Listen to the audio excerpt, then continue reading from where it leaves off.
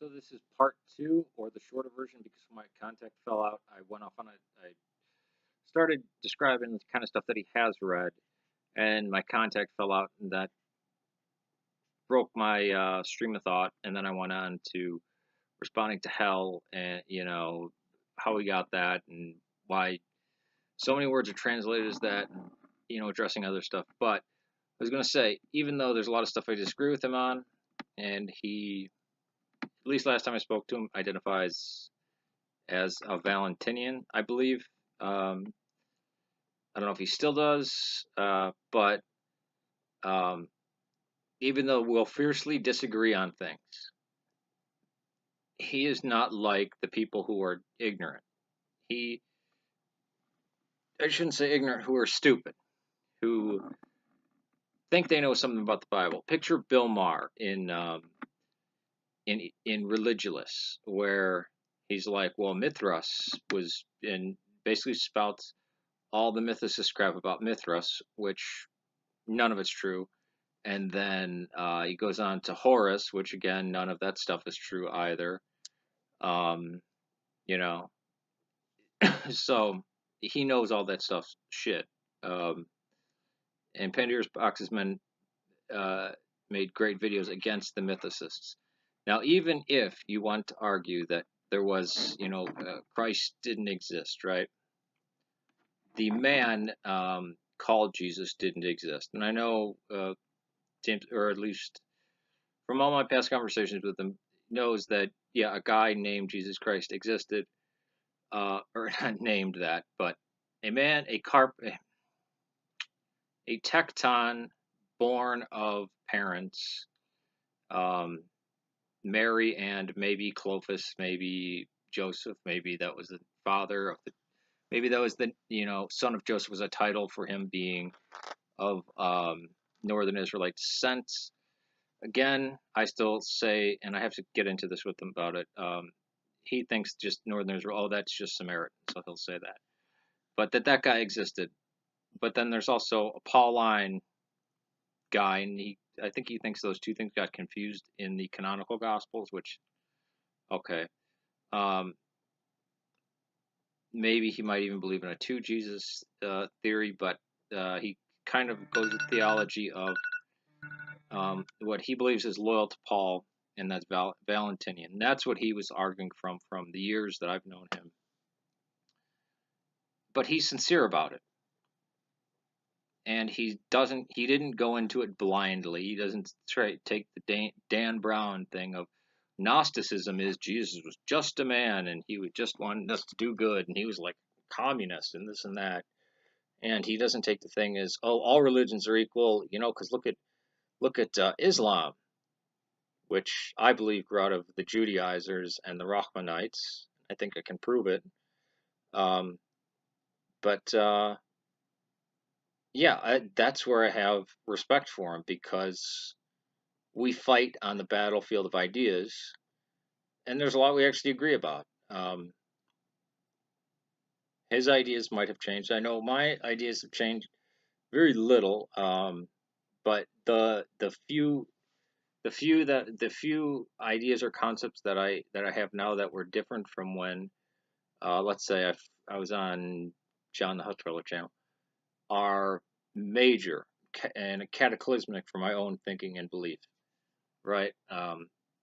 But for what I talk about on here, not really. Um, I don't know where he's at with his life. I mean, he could be an atheist for all I know right now.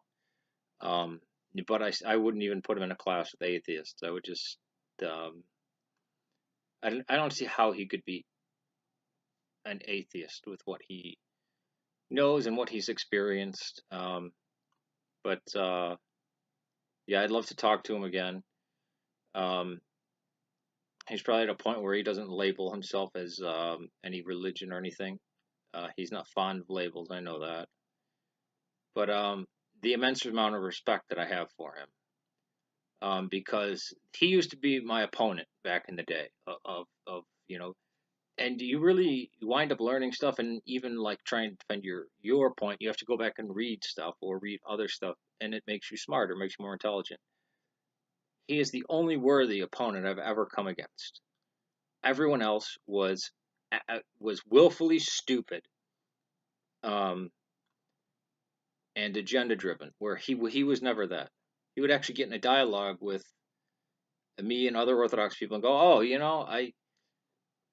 I agree with that," but he'd say, "Oh, I think you stole that from from uh, from Gnosticism," and we educated him on how different Orthodoxy was from um, Roman Catholicism, and I see now why he sees so much Gnosticism in Orthodoxy, and even in even in my personal beliefs, because I go, "Oh my God, wow, yeah, you only see this in Gnostic things that get labeled Gnostic writing.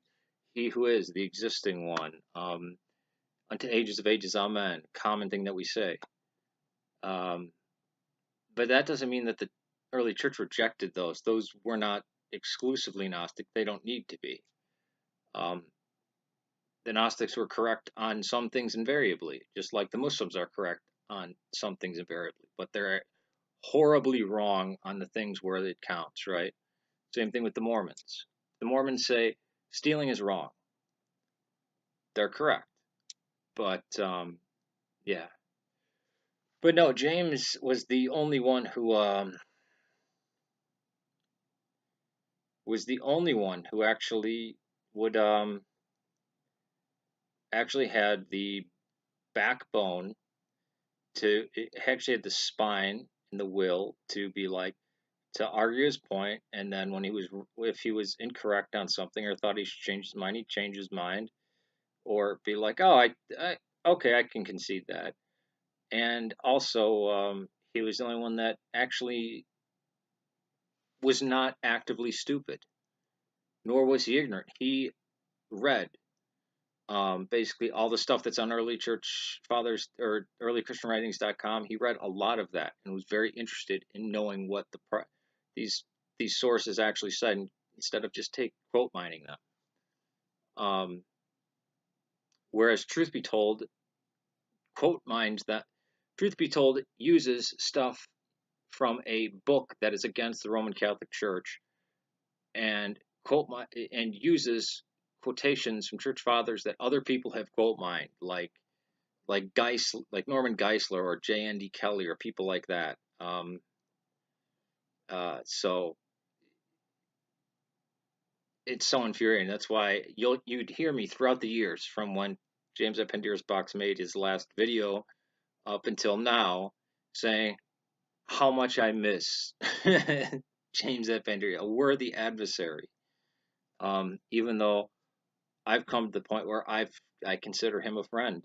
I know that's weird to say somebody over the internet, of only reacting or of only interacting with somebody over the internet to be able to call them a friend, but I actually do consider him a friend. If he ever comes up to the Chicagoland area, um, I'd love to meet up with him, take him out to the bars, and it would be on me. He'd be he'd be more than welcome to come to my place anytime.